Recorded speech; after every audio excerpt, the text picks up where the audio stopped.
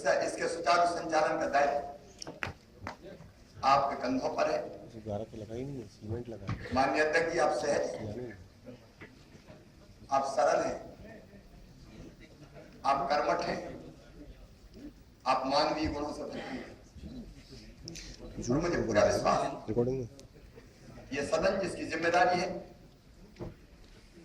तो जन कल्याण के काम ठीक ढंग से संचालित करे, उसका सुचारू संचालन करके आप एक नया इतिहास रचेंगे। आपकी कपटता पर, आपकी संसदीय ज्ञान की जानकारी पर, आपकी निष्पक्षता पर हमें किसी को संदेह नहीं। आप संदेह से परे। और गीता में एक श्लोक भगवान श्री कृष्ण ने, जब अर्जुन ने पूछा था कि सात्विक कार्यकर्ता कौन है, तो उन्होंने कहा था मुक्त संगो अनहमवादी धृति उत्साह समन्विता सिद्धि असिद्धि और निर्विकारा कर्ता सात्विक उचित। मुक्त संगो जो संग से मुक्त, निष्पक्ष, अनहमवादी जो अहंकार से दूर हो, अहंकार शून्य हो। मैं जानता हूं कि अहंकार आपको छुपी नहीं है और धृति धैर्य आपके चेहरे पर दिखाई देता है। धैर्यवान तो हैं आप, लेकिन मैं ये भी जानता हूं कि आप उत्साह से भरे हुए और सिद्धि और असिद्धि में आप निर्विकार रहते हैं।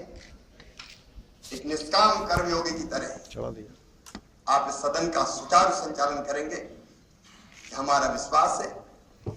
अपनी ओर से, सदन की ओर से आपको बधाई देता हूं। पूरा बजट पास कराएंगे। बहुत बहुत माननीय मुख्यमंत्री जी ने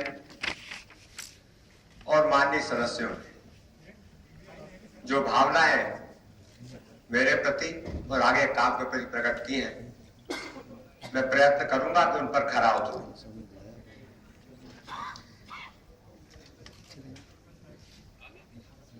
अध्यक्ष का निर्वाचन इस आसन पर बैठते ही सबसे पहले निष्पक्षता की बात होती है और सर्वसम्मति से निर्वाचन हो तो निष्पक्षता की और कड़ाई से अपेक्षा होती है। मैं आपको विश्वास दिलाता हूं कि जो परंपराएं सदन की रही हैं, हमारे पूर्व के पीठासीन अधिकारियों द्वारा जो प्रारंभ की गई है, उनका बड़ी शुचिता से मैं पालन करूंगा। माननीय मुख्यमंत्री जी ने भी, सदन के नेताजी ने भी ये बात अपने वक्तव्य में कही है कि प्रदेश का यह लोकतंत्र का मंदिर है।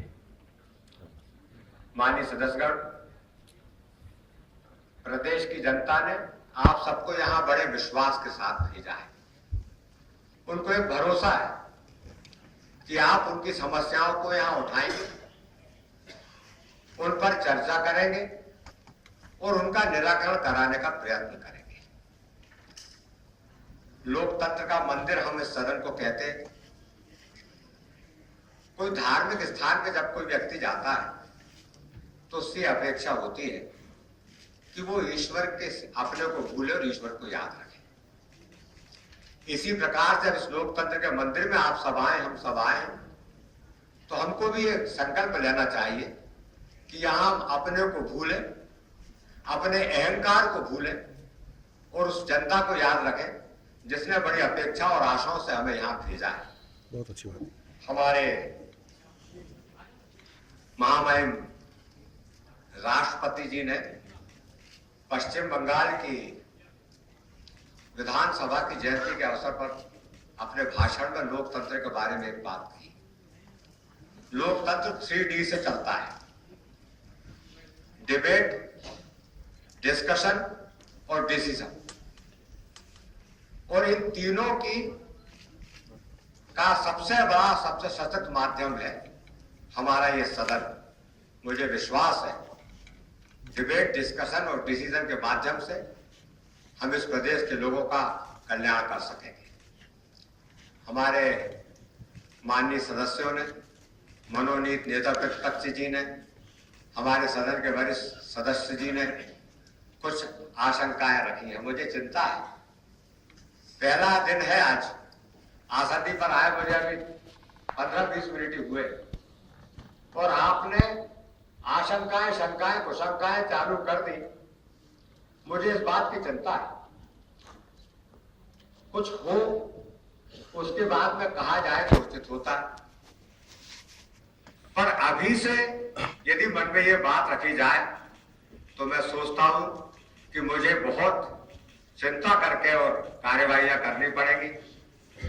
मैं माननीय सदस्यों को आश्वस्त करता हूं, आप कोई आशंका मन में नहीं लाए, कोई कुशंकाएं मन में नहीं लाए, उचित अवसरों पर अपनी बात जरूर कहें, अवसरों का ध्यान रखें। यह भी लोकतंत्र में सदन के संचालन में आवश्यक है। माननीय मनोनीत नेता प्रतिपक्ष जी ने कहा कि हम नियम प्रक्रियाओं का पालन करेंगे।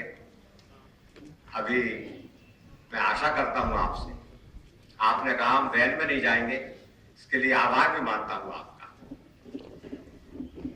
कम से कम जाएंगे, संशोधन कर दिया हो। माननीय सदस्यगण, 102 नए सदस्य यहां इस बार आए हैं, ऐसी मुझे जानकारी। सभी माननीय नए सदस्यों को भी पूरा संरक्षण देने का प्रयास करूंगा और हमारे वरिष्ठ सदस्य भी इस बात का ध्यान रखेंगे कि उन्हें इसका अवसर दिया जाए। अपनी बात समाप्त करते हुए मैं लोकसभा के तत्कालीन अध्यक्ष श्री आनंद सायरम जी आएगा, उनकी बात से जो उन्होंने 8 मार्च 1956 को पदभार ग्रहण करते समय वक्तव्य दिया था, उससे अपनी बात समाप्त करूंगा। मैं सभा के प्रत्येक दल और प्रत्येक वे सदस्य जो किसी दल के सदस्य नहीं है, विश्वास दिलाता हूं कि मैं उनके विशेषाधिकारों की विशेषाधिकार के बारे में ये स्पष्ट करना चाहता हूं कि जनता की आवाज उठाने के लिए विशेषाधिकार, निजी विशेषाधिकार नहीं। कभी अवहेलना नहीं करूंगा। सदस्यों के नाते उनके विशेषाधिकार का मुझे सदा ध्यान रहेगा। सदन नियमों और परंपराओं से चलता है, मैं सदा ही नियमों का पालन करूंगा। मैं आपको आश्वस्त करता हूं, परंपराओं पर चलूंगा, पुरानी परंपराओं का अनुसरण करूंगा और जब भी नई स्वस्थ परंपराओं को स्थापित करने की बात होगी तो आपको विश्वास में लेकर उन्हें स्थापित करने का प्रयत्न करूंगा। मैं एक दल और दूसरे दल में कोई भेद नहीं करूंगा। ये तत्कालीन माननीय अध्यक्ष जी ने अपने उद्गार व्यक्त किए थे।